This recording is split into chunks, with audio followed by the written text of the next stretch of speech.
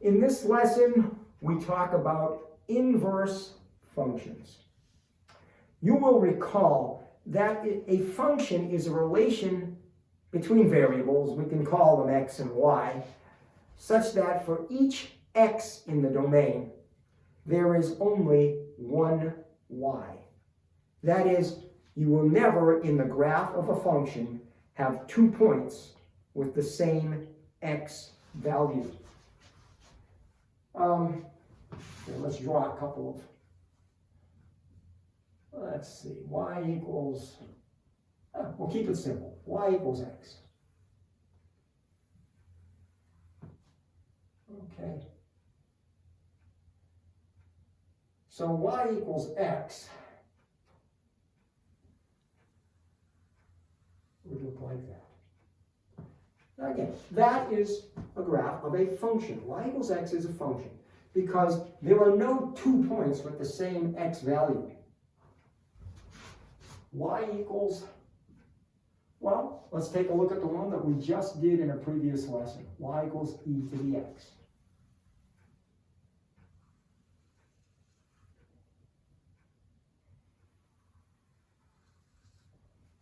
No 2 points have the same x value. Y equals x squared.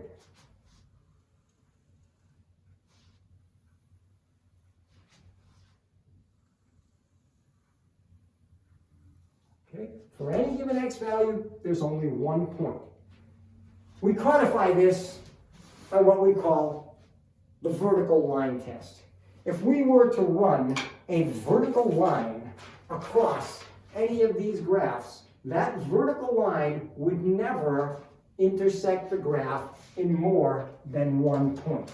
All of these graphs are the graphs of functions. However,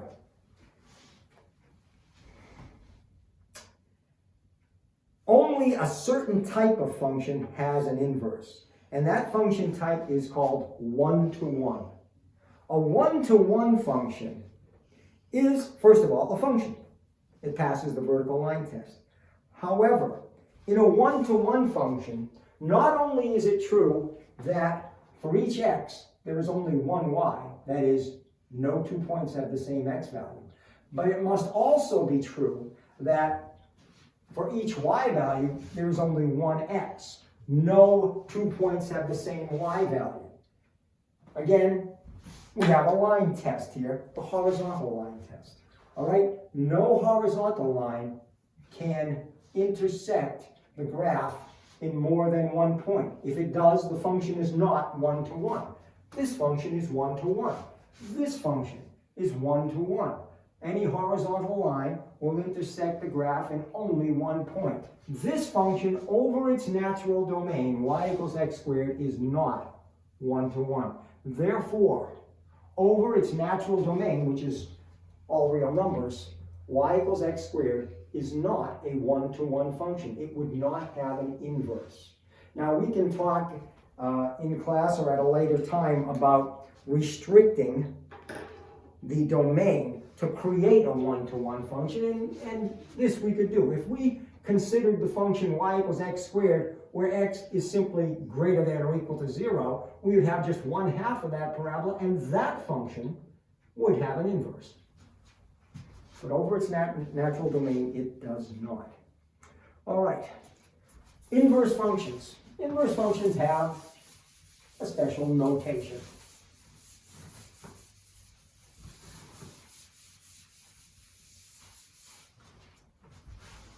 For any given function, y equals f of x, the inverse of that function would be y equals, and we read it, f inverse of x. That -1 is not a conventional exponent. That -1 does not mean that this is 1 over f of x. That is read, again, as f inverse of x. These two functions are inverses of each other. And if you have g of x, the inverse would be g inverse of x, etc. There are certain relational properties between functions that are inverses of each other. All right? f and f inverse. Okay? The domain of a function is the range of its inverse. The range of a function f is the domain of its inverse. Another way of saying that is, for every point a, b on the graph of f, you will find the point BA on the graph of f inverse, right? X and y switch. Which means if you had the, well, let's take a look at the graphs of two inverses as a result of this. Right? Let's just do a generic y equals f of x. Okay, we'll make it pass through the point -2, 0, and 0, 1, and say it looks like this. Well, if that's the graph of y equals f of x, the graphs of inverse functions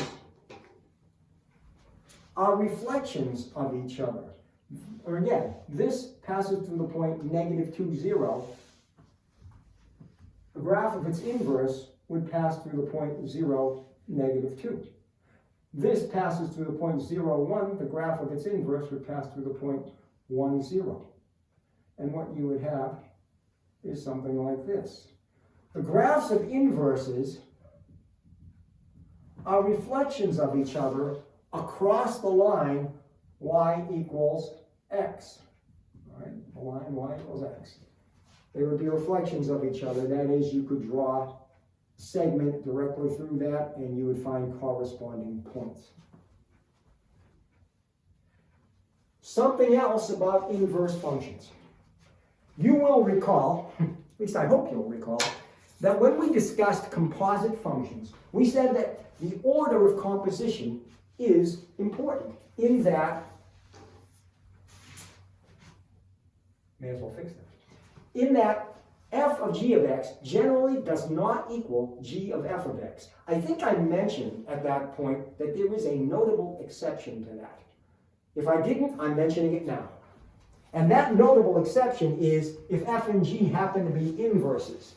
If they are actually inverses of each other, then f of f inverse of x does equal f inverse of f of x. And in fact, they both equal x. Right? This equals x, sometimes known as cancellation equations. Inverse functions undo each other. Whatever f inverse does, f undoes it, bringing you back to x. Whatever f does, f inverse undoes it, bringing you back to x. So, composition of inverses in either order leads you back to x. Now, you should be able to find an inverse function from the graph of the parent function. In other words, given, or not even the graph, the equation. Given the equation of a function that we know is 1 to 1, it is not a difficult matter to find the equation for its inverse. So, for example, if we know that f of x, we'll keep this one simple, if f of x equals 3x plus 2, okay? Well, that means y equals 3x plus 2. To find its inverse, all we need to do is, as we've already said, switch x and y. New function, x equals 3y plus 2. Now we'll solve for this new y. So this 3y equals x minus 2. And y, if we want to write this in slope-intercept form, would be 1/3 x minus 2/3. And if we've done that correctly, this y is actually f inverse of x.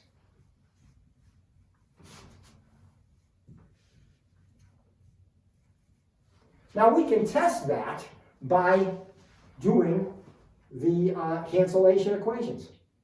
I'll just do one of them. Let's just try f of f inverse of x.